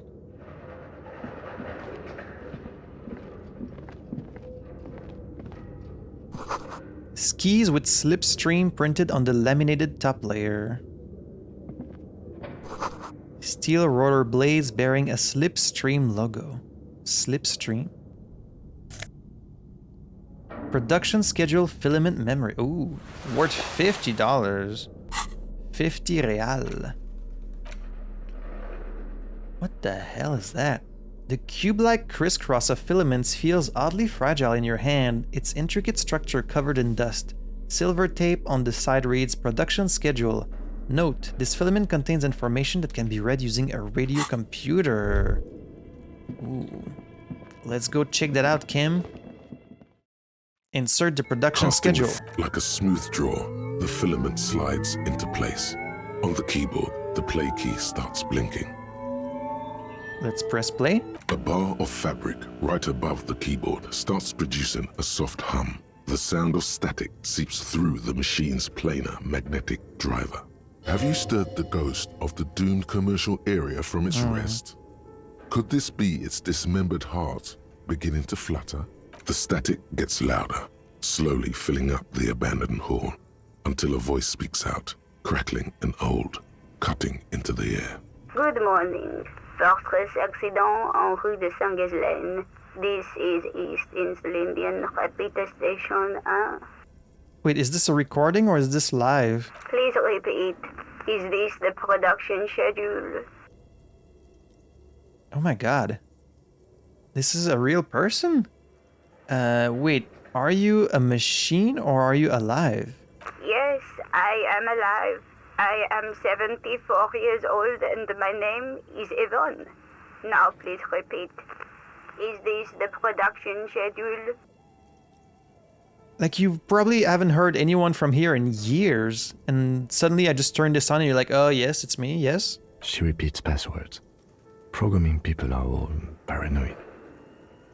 She repeats passwords. Yvonne, my partner tells me that you're here because radio computer guys are all paranoid.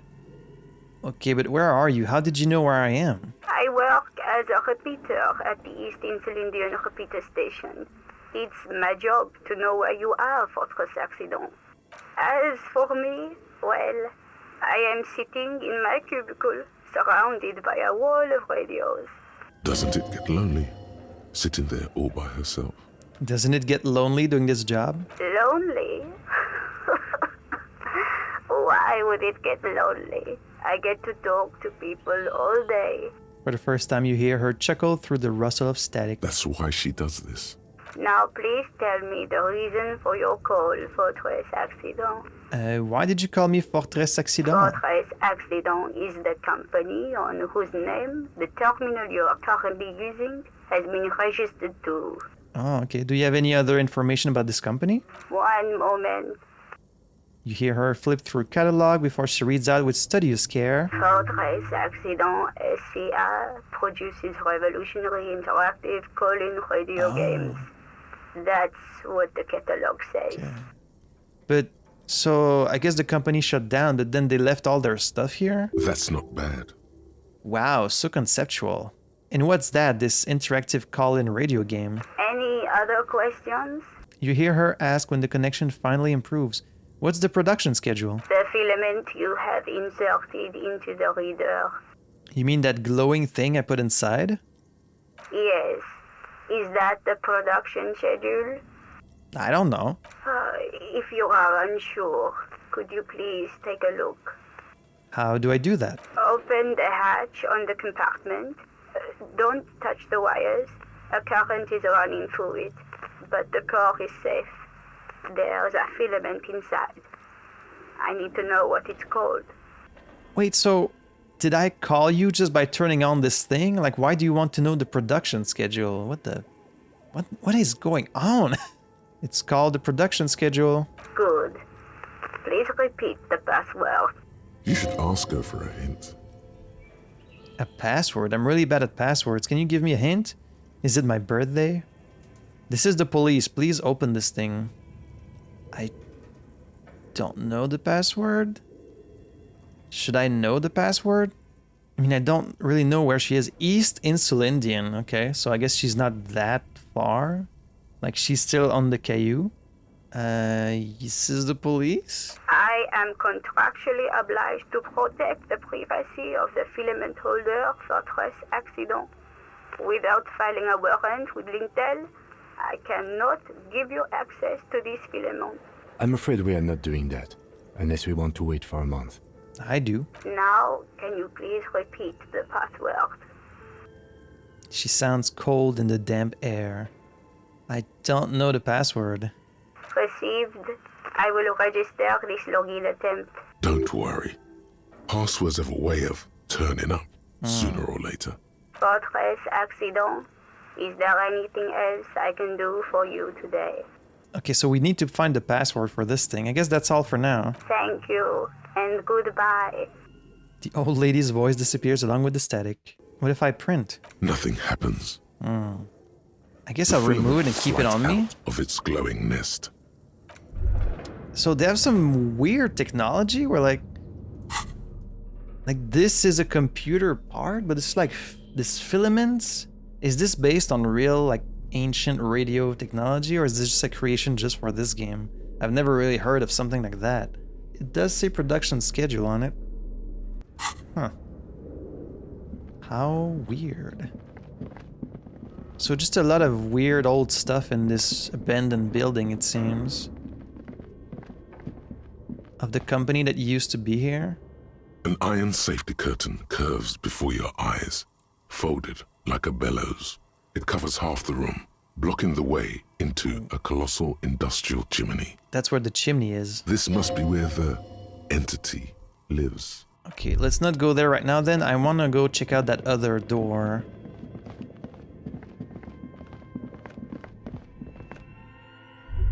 What time is it? It's 11:36. Some money and some magnesium. Always nice. Oh, what the hell?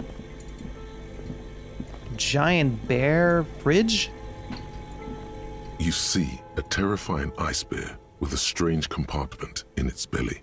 The door is covered in frost and the bear's eyes are glowing red. What is this thing? It looks like a giant ice bear. The lieutenant doesn't answer. His eyes are glued to the animal. A sharp slice of light shines out from its mysterious belly door. Let's crack open the door. A gust of freezing cold air rushes to greet you. You hear a low grumble as the bear regulates itself.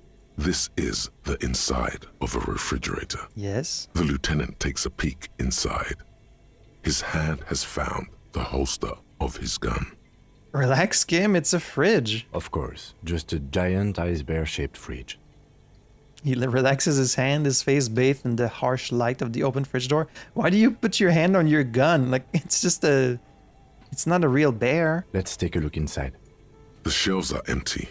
All you see are crumpled ice cream wrappers with the brand name, Revachol Ice City.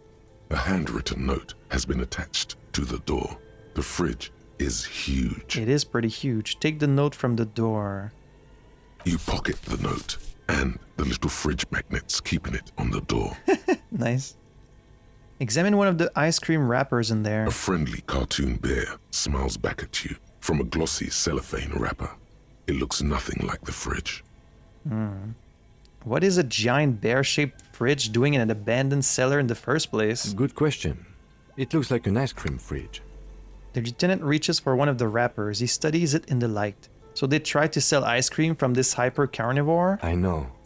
What an unfortunate marketing choice. A little bit. What is even worse, the bear is still costing them money to this day. The lieutenant points at the red snaky cable running from the fridge. Yeah. The fridge buzzes with energy. The electricity bill on this thing must be catastrophic. But then, who's paying for the electricity in this building? Isn't it the bookstore? I guess that doesn't help with their financial situation. Let's close the door. Handwritten note from the fridge. A handwritten note you found from the giant ice bear fridge. It still bears some... bears, get it? Some marks from the fruit-shaped kitchen magnets that were used to secure it to the refrigerator door. The note is written with a blue pencil on a piece of lined office paper. The kitchen magnets have left spots on its surface. Does it say anything interesting? The lieutenant leans closer to read the crumpled note over your shoulder. You're very curious about this game, aren't you? See? I knew you would be happy we came in here. This is tangential at best, but the lieutenant's detective instinct is still active. Let's read the note. Someone has scribbled, S. I can't believe the off-site copy is still here.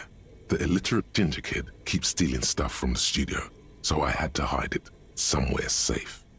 You'll find the filament memory with the off-site copy in the frozen ice cream maker. Please take it home, ASAP. It's important. I'd do it myself if I lived in a civilized place with a freezer. Take care, Suliswaf. Suliswaf? You'll find the filament memory with the off-site copy in the frozen ice cream maker. Is that the cube we've already found, or are they talking about a different one? Take it home, it's important. I wonder who wrote that note. I mean, this person? Looks like someone from that radio game company upstairs. I'm a little surprised they just left their property lying here. Maybe they had to leave in a hurry. Maybe it's because of the entity. Yeah, maybe they had to leave. That's a plausible hypothesis. Remind me again, what's a filament memory? It belongs inside a radio computer, storing its memory. It's like a tape. You listen to disco tapes, right? Disco mention? It's like one of your disco tapes, only for a computer. I mean, it's quite different, but I see what you mean. It's like the production schedule Yeah. you found. Only this one's an off-site copy. Who's the illiterate ginger kid? Some local miscreant, probably. There are tons of them running around in Martinez, ready to stir up trouble. We usually dispatch our junior officers to deal with them. Could this be Kuno again? We haven't talked to Kuno yet, but like every time there's trouble, it seems to be the fault of this guy. But this seems to have happened like a pretty long time ago, because this place looks abandoned for years. So like, Kuno's just a kid. I don't know if he was like still here. Could be one of the adults. Is there like a ginger adult we've met that looks like a troublemaker? Not sure. Do you have any idea where the frozen ice cream maker could be? I don't know. I assume it's somewhere close to the ice bear fridge. Yeah. Alright, let's put the note away. Interesting. This might give us the password for that other thing.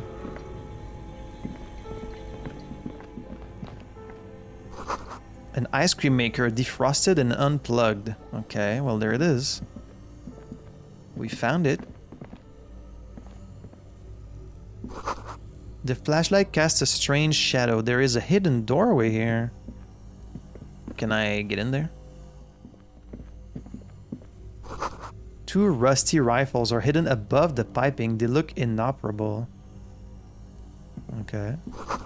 Someone has stuck some busted guns beneath the ceiling. A few bricks have fallen off, revealing a compartment behind the wall. It's too dark to see in. Where are we? Look around the secret room. Seems like an old bunker from the revolutionary period. Look at all those rifles. Yeah. Must be an old weapons cache. He points up at the rifles under the ceiling. Shouldn't we, like, take these somewhere safe? What if someone stumbled upon these? Look, there's a hole in the wall. There is, yes. And there also appears to be something inside the hole. Interesting. Do you want to take a look? Okay, I do. Look inside. Your hand reaches deep into darkness and spiderwebs. Rummaging around, you find rusty rifles hidden away. Rifles, Kim. Are these any good? Let's inspect them. Most of them are rusty and inoperable, like the rest. But one catches your eye. A bolt-action model with a fine wood stock, in better cosmetic order than the others. Can we keep it? Take it. You're a police officer. Police officers carry guns. This one looks nice. That's a rare sight. Ooh. Seems to no longer be functional, but still a beautiful thing in its own way. The lieutenant notes with approval. His eyes are gleaming. What does this mean, a rifle here? It means there are firearms, albeit inoperable, still lying around in Martinez. It's an interesting coincidence, I would say. Might come in useful in the future. What do you mean, Kim? Are we gonna shoot people? He likes this find. Oh, yeah, he does, huh? Okay, pretty cool. Oh shit, we have an actual gun now. Antique Bell McGrath rifle. A broken Bell McGrath from ages past. It's a 4-shot bolt-action military rifle with a wooden frame. What an interesting shape. Only worth $11, really? I thought it would be worth more than that. There's still so much to explore and I've already been playing like 2 hours. A frozen ice cream maker that's still running. Let's look in there. This orange machine is buzzing like an old submarine. It has a hand-cranked ice cream churner on top and an electric freezer that appears to be frozen shut. Let's try to crack open the lid. You slip your fingers under the frozen lid, but the ice is too cold for you to get a good grip. A pry bar would come in handy here. If you want to try again, then you need to have the pry bar in your hand, detective. Yes, thank you. Equip the pry bar by go. Okay. Let's get the pry bar. This orange machine is buzzing like an old submarine. Minus 20. Pry bar not strong enough. +1 better grip with gloves. Ugh. Crack open the lid. Turn the ice cream crank. Turning the crank feels oddly satisfying, like stirring your childhood dreams. In the distance, you hear water dripping. It's all gone now. You'll never become a poet or an entrepreneur. An anthroponaut? What is that? Like an astronaut that goes in the pail? I mean, I guess we should try. The ice squeaks beneath the pry bar. You think you've got the bar jammed in there pretty well, but the lid simply won't budge. What is this? You see the pry bar's metal handle bending right before your very eyes. Kim's gonna be mad at me. Yeah, well, that's a good pry bar. I'm not criticizing it, but this ice cream maker is frozen shut. It takes an advanced tool to get it open. Where do we get one? I have no idea, officer. This ice cream maker isn't important enough to requisition a special tool. Well, it's important to me. I want to get that cube. Sooner or later, you will stumble upon a tool mighty enough. Then we will know what's in this mysterious ice cream maker. Alright, I guess I'll be back for it. Oh god, there's still so much more to explore. A cellar window. People's feet shuffling by on the street. Oh, okay. So we're like in the basement right now. Oh god, there's still so much to see. Oh. Ooh. Got a healing item and some money. My god, I want to keep exploring this place. There's so much to see, but I've been playing for like 2 hours, so I'm sorry to cut things kind of in the middle of something here, but I'm gonna have to stop. But I will be continuing the game this Friday, so you won't have that long to wait until the next episode. Wow, we really stumbled upon like a whole thing here. Like, I thought maybe there was gonna be like a little storage room behind that curtain. Turns out there's like the whole building to explore with some like old RPG game being made for like radios and like a lot of stuff I really didn't expect. See, every single time I'm like, today I'm going to look at the body. All I wanted to do was just talk to the bookstore owner, and then it turned into a whole thing, but that's kind of what this game has been this whole time. I can't get a good grasp on like the level of technology that they have in this world. I really thought it was more ancient than it actually is, but now they have like computers, and it's really fascinating to see all this weird technology that they seemingly have, but they really worked a lot on the world building, clearly. If I wasn't playing this game for YouTube, I would have definitely like binged this game like over a few days. Just keep playing it and explore the areas, talk to everyone, explore all these dialogues. I'm trying to be patient, so please be patient as well. We're gonna be playing some more in just a few days. And if really you just can't wait to watch the next few episodes, don't forget that I have a full week of early access for all of my patrons, so consider checking out the Patreon in the description below. And truly, every single patron makes a big difference for me. I really appreciate you guys' support, so if you're already supporting me on Patreon, a huge thank you to you. But if not, that's fine. You can support me just by watching the videos,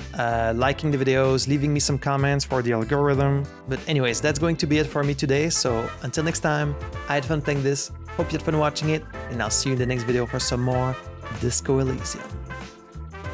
Stay disco, y'all.